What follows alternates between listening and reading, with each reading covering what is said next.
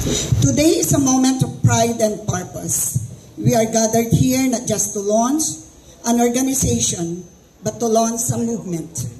A movement of individuals united by one voice, one vision, and one purpose, to build a better, stronger Philippines for generations to come. The Voice of Individuals of the Philippines for Sustainable Development, BIPSD, is more than just an advocacy group.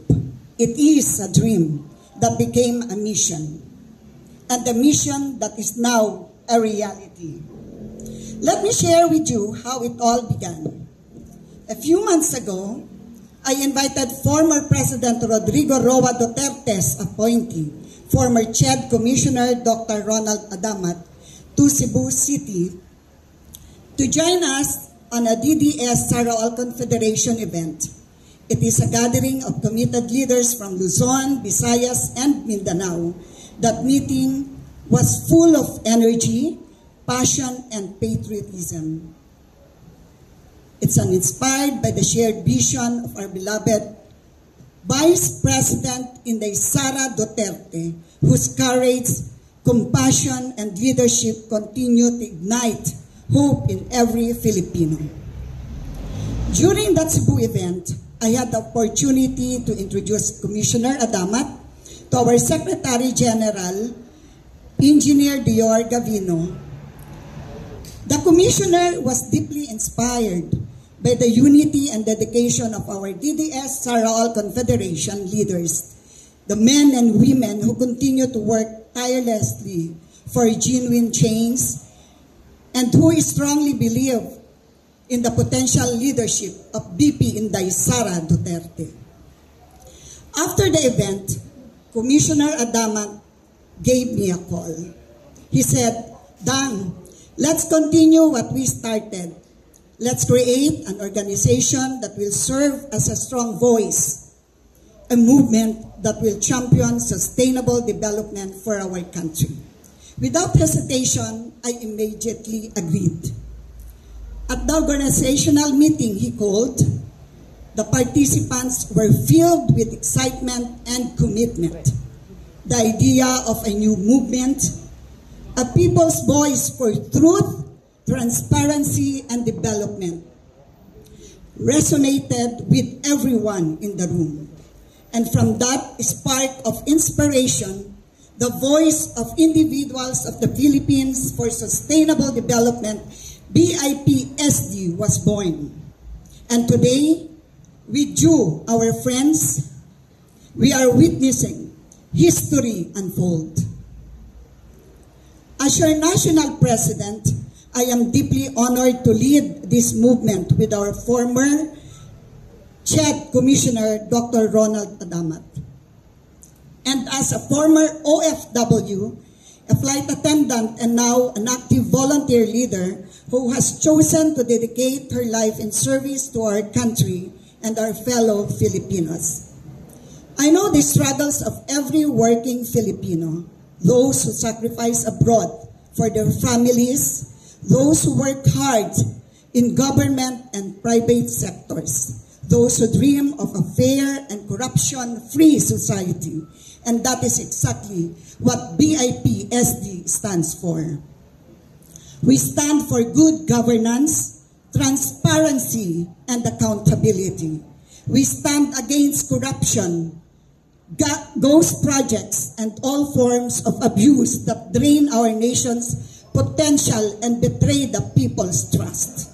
We believe that sustainable development cannot exist where corruption thrives.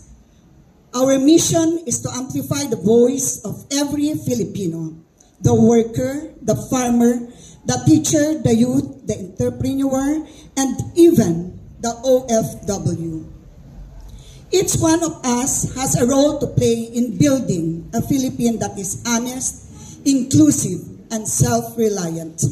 Together with our umbrella organization, the DDS Sara All Confederation, we will continue to support leaders who embody integrity, discipline, and love for our country. Leaders like BP Inday Sara Duterte, whose strength as a woman and compassion as a public servant, inspire us all to serve beyond self. As we launch BIPSD today, let this not just be a ceremony, let be a commitment. A commitment to speak the truth, to protest what is right, and to serve the Filipino people with all our hearts.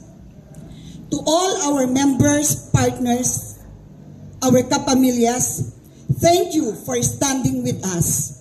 Let us continue to be the voice of change, voice of integrity, and voice of sustainable development. Together we can fight corruption. Together we can build a Philippine that is not just prosperous, but also honest, just, and united. Maraming salamat po. Mabuhay ang BIPSD. Mabuhay ang BDS Sara All Confederation. At higit sa lahat, mabuhay ang bansang Pilipinas. Ladies and gentlemen, please join me in welcoming our founding chairman, VIPSD, Dr. Ronald L. Adamat. Thank you. Thank you, Mary. Hello. Hello. Morning. Morning. Greetings of peace to everyone. Are you there? Yes. Okay, muli, magandang umaga sa inyong lahat. Of course, sa ating mga guests in this morning's historic event. Of course, nasa kaliwa ko ang isang senatorial bet ng PDP Laban na walang iba kundi si Dr. Richard Mata. Okay, of course, nandyan din po ang ating director at officer ng DDS Sara All Confederation na walang iba kundi si Wendell, former director Wendell Cabrera. Palakpakan po natin siya. And to my right, of course, my sparring partner. Of course, tulad ng naibanggit niya kanina, narinig niyo kung paano yung historical background na kung paano nabuo ang BIPSD. Believe ako dito sa babae na ito, talagang mayroong tinatawag na woman empowerment. At nakikita niyo sa kanya.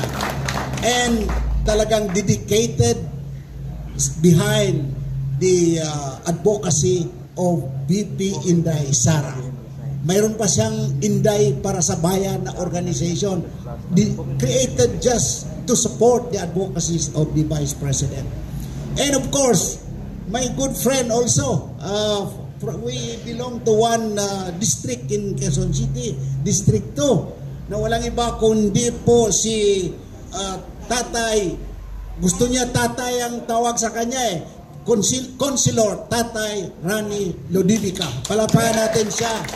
Ito, very strong supporter ito ng BP Sara and Tatay Digong Duterte. Mayroon siyang program in DWIC. Regular po siya na may program dyan at abangan natin at napakaganda ng content na kanyang ibinibigay sa mga taong bayan. Of course, nandito rin po ang isang members ng Board of Director ng BIPSD, aming lawyer in the board, walang iba kundi si Attorney Brian Barte. Palakpakan natin. At ito po yung mga officers ng BIPSD sa ating Mindanao Vice President, si Saima Ompar. Palakpakan po natin siya. Si June De Leon, he's not around, but he's the Vice President for NCR. And of course, the Vice President for Luzon. Nandito po si Rolly Ocampo. Palakpakan natin. At nandyan po ang Director representing the transport sector, the biggest sectors in Metro Manila for that matter. Walang iba kundi si Sam Ramos. Palakpakan po natin siya.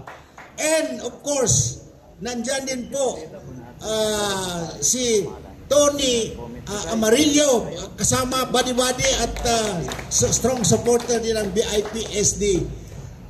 Of course, nandyan po ang Secretary General ng Councilors League of the Philippines. Walang iba kundi si Ray Junio. At ang ating expert ito sa AI, sa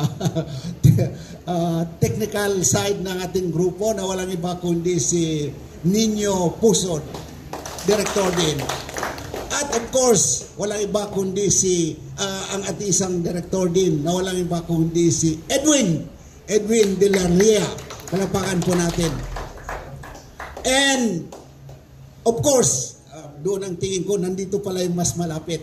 Walang iba kundi si Bobby Desta representing the Urban Poor. Napakadami pong grupo yan.